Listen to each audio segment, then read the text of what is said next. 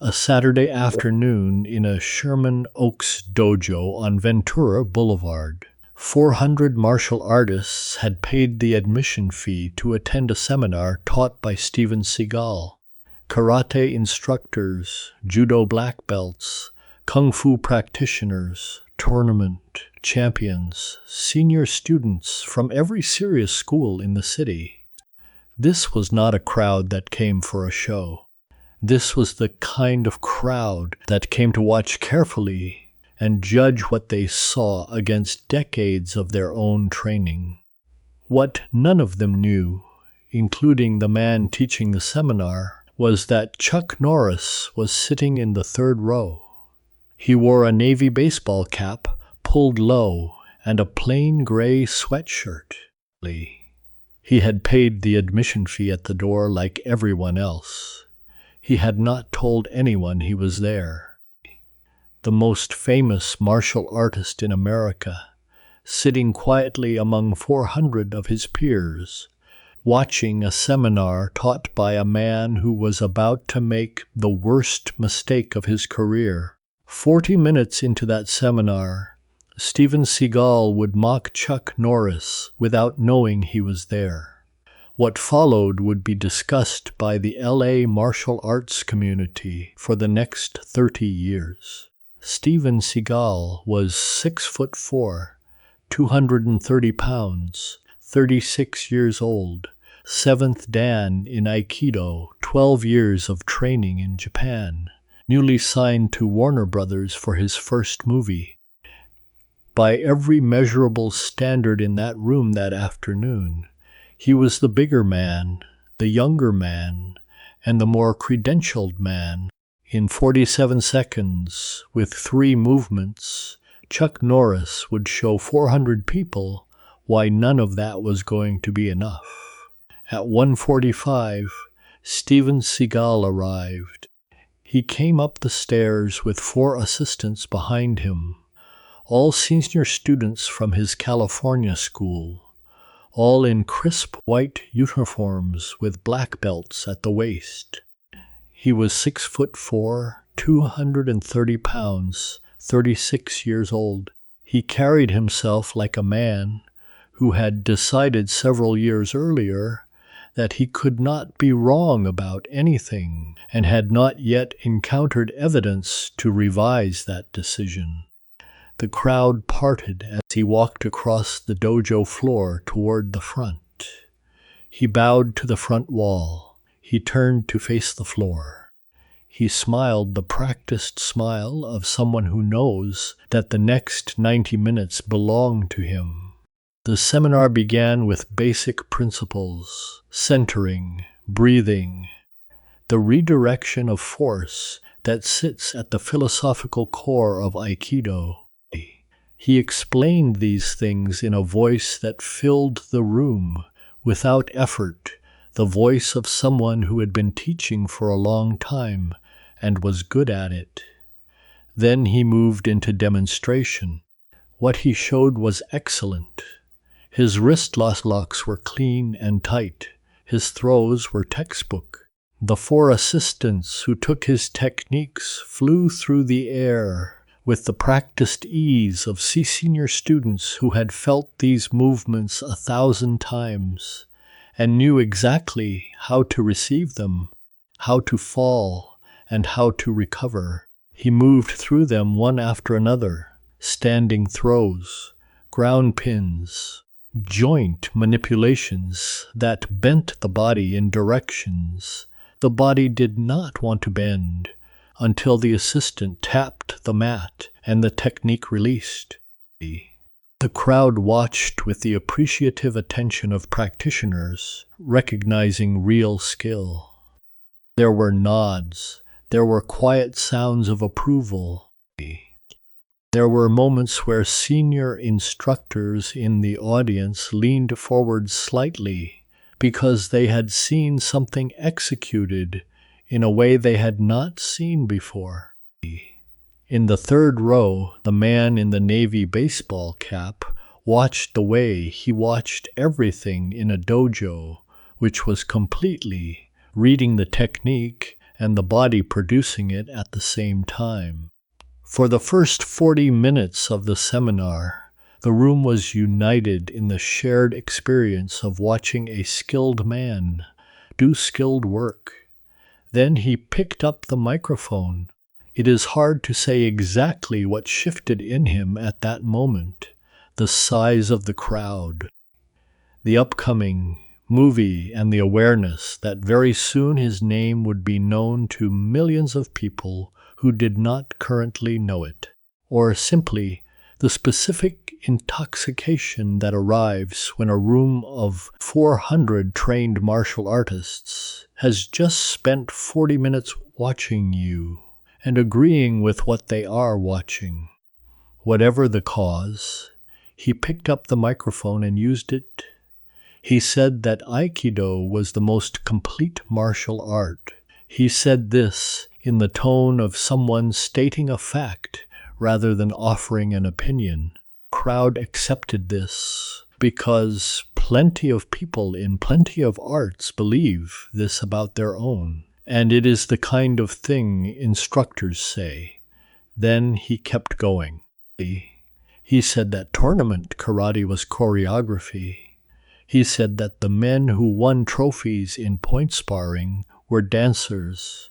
He said that what they did had nothing to do with real fighting and everything to do with performance. He said that if any of them ever stepped into a real situation against a real opponent, they would discover this fact in the most uncomfortable way possible. The room shifted. The shift was small but real. The kind of shift that happens when a crowd that has been agreeing with a speaker realizes that the speaker has now said something the crowd does not entirely agree with. There were karate instructors in that room. There were tournament champions. There were men in their 50s who had been competing since the 1960s and had given the best years of their bodies to the art that had just been called dancing. Steven Seagal was not finished. He looked out at the 400 faces and he smiled. Then he said the thing that would matter. He said that Chuck Norris was the most famous example of this problem. He said the name with the specific casual cruelty of someone who knows they are saying something that will be repeated. He said that Chuck Norris had built a career on movies that pretended karate was a complete fighting system. He said that Chuck Norris had never tested himself against a real martial artist with real skill. Then he said, with the smile still on his face, that if Chuck Norris ever walked into his dojo, he would be flat on his back inside a minute. The room was quiet. The quiet of 400 people processing the fact that something had just been said that could not be unsaid. Then a man in the third row stood up. He stood up the way someone stands up when they have decided what they are going to do and are now doing it, without any of the hesitation or performance that surrounds most people when they walk toward something difficult. He walked toward the front of the dojo with the specific economy of a man who had walked toward difficult things many times before. He reached the front of the floor. He removed the cap. He held it in his left hand.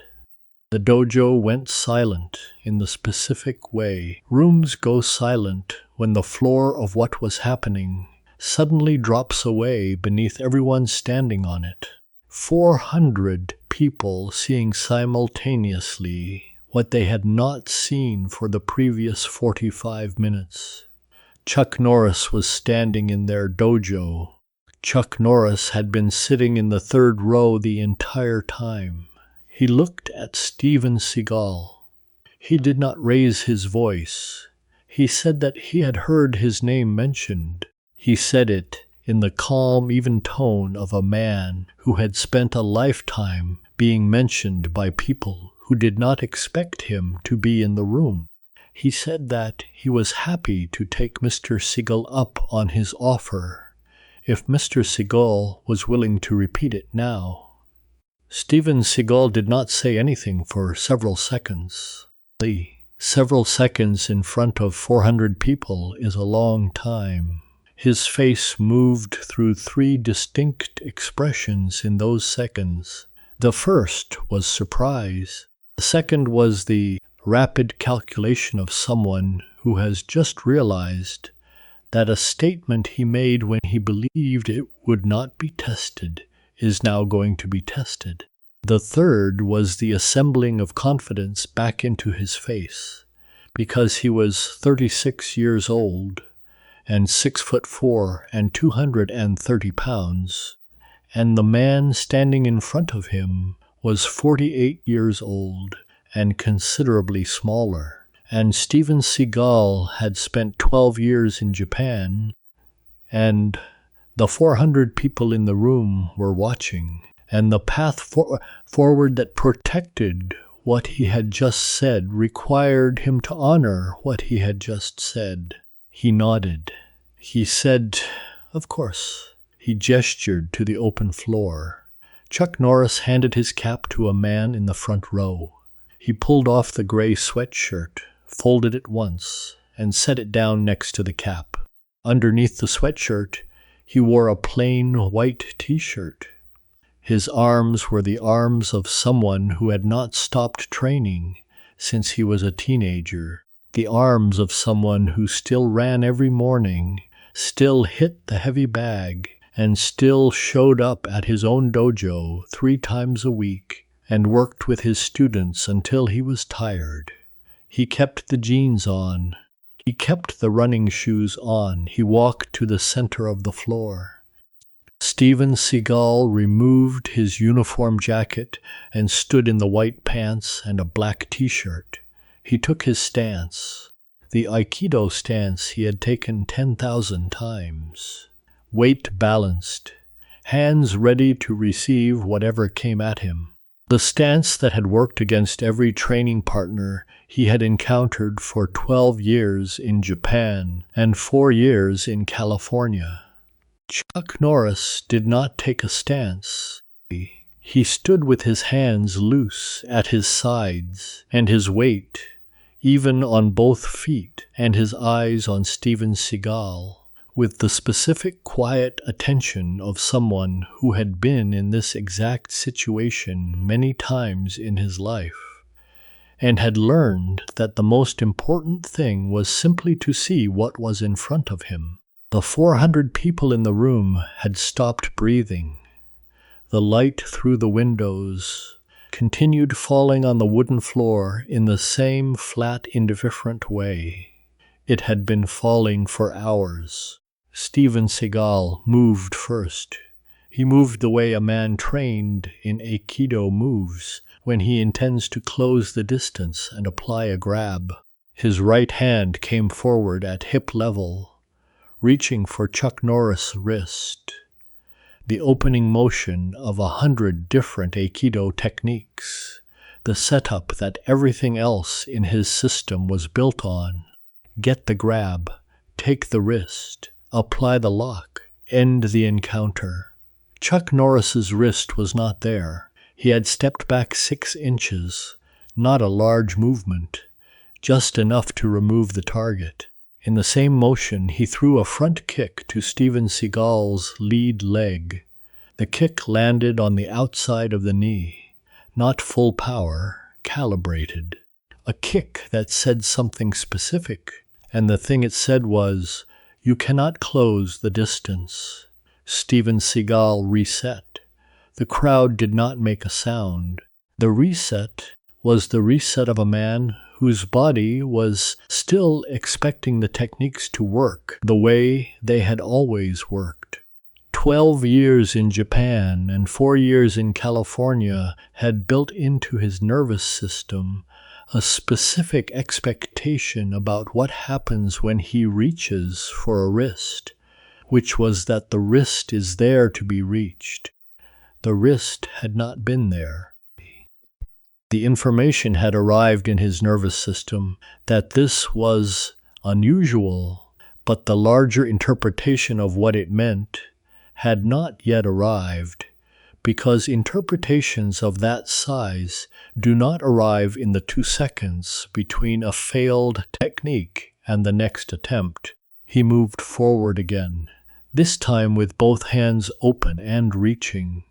The second standard Aikido approach. If the first grab fails, go in with both hands and trap whatever target presents itself. Chuck Norris stepped to his left and threw a jab, a simple straight punch from the lead hand, the kind of punch that any boxing gym in America teaches in the first week. The punch landed lightly on Steven Seagal's right shoulder. Not a damaging strike, a measuring strike, a strike that said, "I can hit you whenever I want, and you cannot reach me to do what your art requires you to do." The crowd understood what they were watching, most of them at least. The senior instructors understood it first. The tournament champions understood it second. Then it rippled outward through the room as 400 people came to the same realization at roughly the same moment. Aikido requires contact. Aikido requires the opponent to come close enough to grab. Chuck Norris was not coming close. Chuck Norris was fighting at striking range, the range he had spent 30 years of his life mastering. The range where a fast lead hand and a faster lead kick could land and retreat before any grab could be set.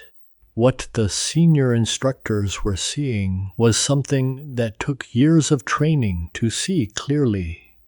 A fight is not just two men hitting each other. A fight is a negotiation about distance. Every martial art on earth makes assumptions about what distance the fight will occur at. And every martial art works perfectly inside the distance it was designed for, works less well outside that distance, and works not at all if the distance is wrong by enough.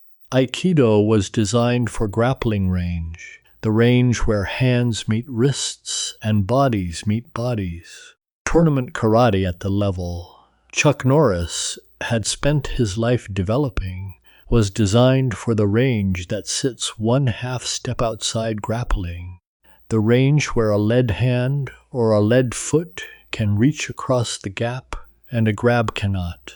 The 400 people in the room were watching a man who had spent 40 years learning to control that exact gap, demonstrating what that control looked like against a man who needed the gap to close in order for anything he knew to function. Steven Seagal tried to bridge the gap. He committed forward with a larger motion this time. A lunge with his right arm sweeping to catch any part of the smaller man he could reach. He was bigger. He was younger. He had a long reach. If he could just close that final foot of distance, he could apply what he knew. Chuck Norris stepped to the right and pivoted and threw a spinning back kick. The kick was the technique he had been famous for since the 1960s, the technique he had used to win tournament after tournament, the technique that had been filmed in slow motion and studied by karate students around the world. He threw it now at 48 years old in a dojo in Sherman Oaks with his white t-shirt and his blue jeans and his white running shoes, and the kick came up and around and stopped exactly 1 inch from Steven Seagal's left temple. It stopped. That was the thing. It did not land. Chuck Norris had thrown a kick that could have ended any man in the room, and he had stopped it 1 inch short of contact and held his foot there in the air for the half second required to make the point, and then lowered it to the floor and stepped back 2 paces and stood with his hands at his sides. The encounter had lasted 47 seconds. 47 seconds is not a long time by any ordinary measure. It is shorter than the time it takes to read this sentence aloud. It is shorter than the time it takes most people to tie a shoe. 47 seconds in front of 400 trained martial artists who understand exactly what they are looking at is a different kind of 47 seconds than the 47 seconds that passes in the rest of the world. It is 47 seconds that expands in the memory of everyone who watched it, until it becomes the kind of duration that contains a whole education. The men in the back rows who could not see clearly leaned forward and asked the men in front of them what had just happened. The men in front of them did not answer immediately because they were still answering the question for themselves. The senior instructors in the second and third rows were not looking at Steven Seagal anymore, and were not looking at Chuck Norris either, but were looking instead at some middle distance that contained the specific calculation of how the thing they had just seen would be incorporated into what they thought they understood about fighting. The dojo was completely silent. 400 people who had spent their lives in martial arts, who had seen everything that humans had developed for the purpose of stopping other humans, who had just watched something that fit into all of those categories at once. Steven Seagal stood in the middle of the floor, with his hands slightly lifted and his face carrying an expression that his face had not worn before that afternoon. The expression of a man who had just discovered the precise location of the boundary of what he knew. He did not move for a long time. The light through the high windows continued its flat, indifferent illumination. His 4 assistants stood at the edge of the floor with their training uniforms and their black belts, and the specific stillness of people who had just watched their teacher have something happen that they could not help him with and could not unsee. Chuck Norris stood quietly. He did not speak. He did not look around the room. He did not perform any of the things a man might perform after winning an encounter in front of 400 people. He simply stood with his hands at his sides and waited. Steven Seagal finally moved. He walked toward Chuck Norris with slow, even steps. He stopped 2 feet away. He looked at the smaller, older man in the white t-shirt and the blue jeans. Something happened in his face during the walk across those few feet that several people in the room would describe later in different words, but with the same essential observation, which was that they watched a man choose.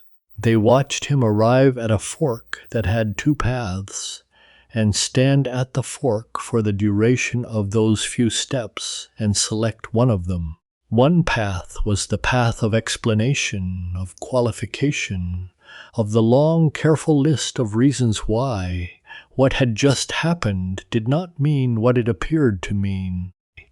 The other path was the harder path, and the shorter path, and the path that required something of him that the first path did not require. The 400 people watching saw him select the second path before he had reached Chuck Norris, saw the selection happen in the muscles of his face, saw a man decide that what had just occurred deserved an honest response. Then he did something that almost nobody in the room had expected. He extended his hand.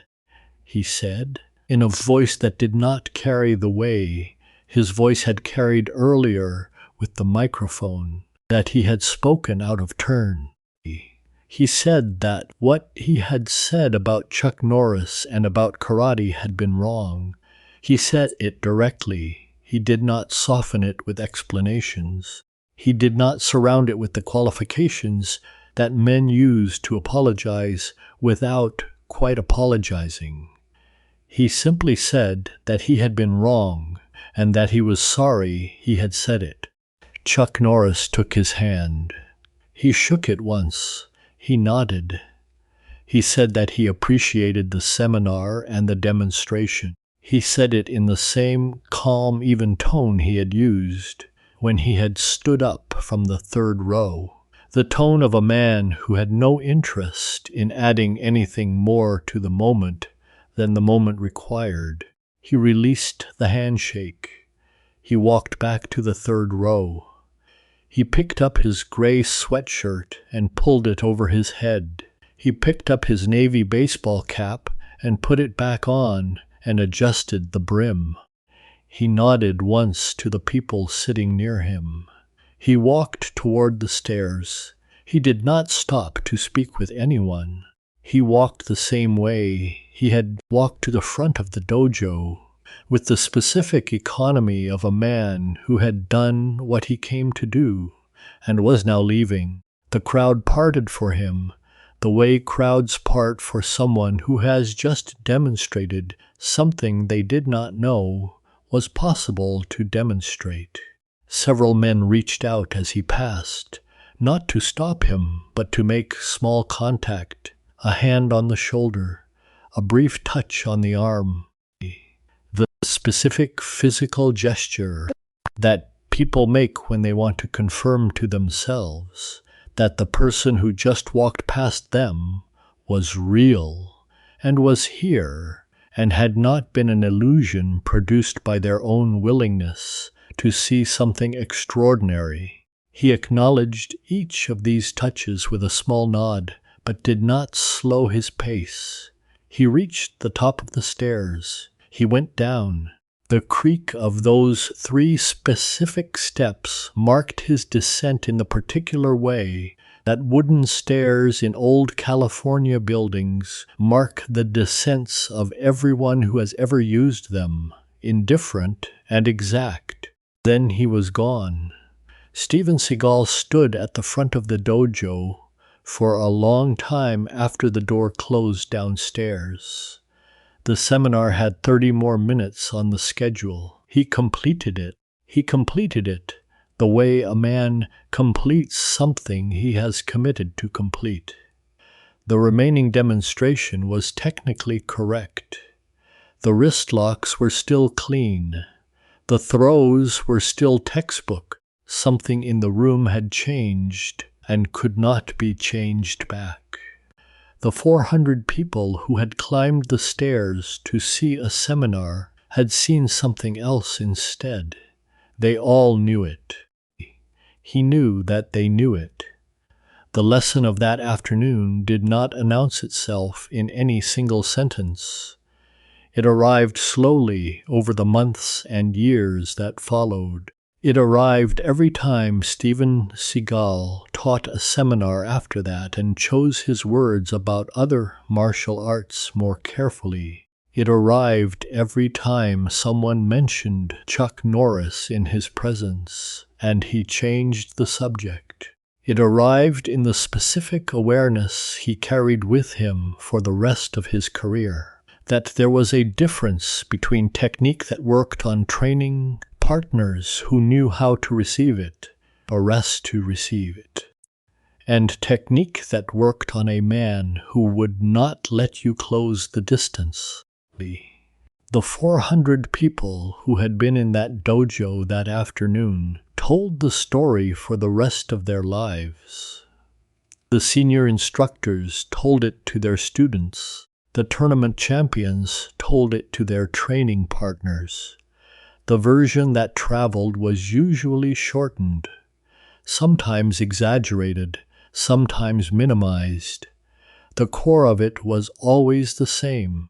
A man in a baseball cap had been sitting quietly in the third row. He had stood up when his name was used the wrong way. He had walked to the front of the room in 47 seconds without raising his voice and without landing a single full power strike. He had reminded everyone in that dojo of something that is easy to forget when you have been good at one thing for a long time.